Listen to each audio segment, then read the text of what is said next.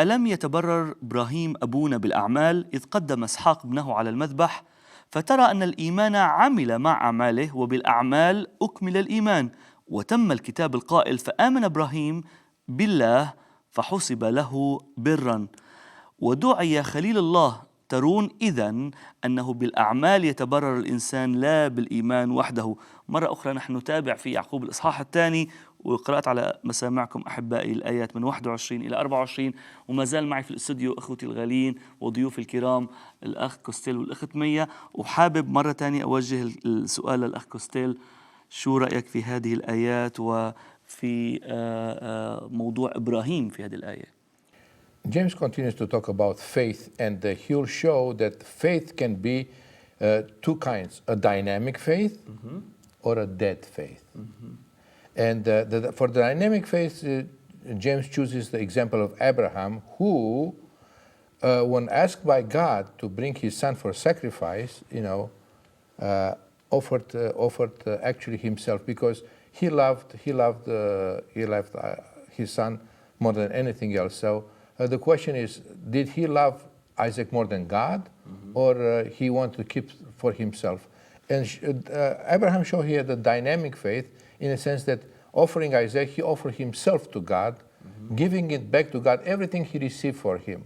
Well, all the others want to keep everything God gives them just for themselves. Wow. رائع. أخت مية. Abraham was an example of true faith. His changing heart, changing mind, show by his action. Obedience to God, which showed the reality of true faith. And that's why we have his example. It's interesting. In verse 23, it said he was called the friend of God. Term of friend, it's a term in covenant. And we know Abraham was in covenant with God. Actually, God take the initiative. But he gave him as an example here, because he's not called, said he was a slave or he was friend. Why? Because he chose to obey God even in that trial. God put him to test. And his action show that he loved God more than anything. Obey him, because reality, faith, will show how you live. رائع رائع. وأنا بعتقد أيضا في هذا المثل، واللي هو المثل الحي، مثل ما قال خينا كوستيل ومثل ما قالت أختنا مية، لما طلب من إبراهيم هذه الطلبة، يعني هو مش مجرد طلب ابنه، رغم أنه لما قال له ابنك وحيدك الذي أنت تحبه إسحاق، لكن هو طلب إبراهيم كله، لأنه ممكن خسارة إبراهيم لابنه يعني هي خسارته كل شيء.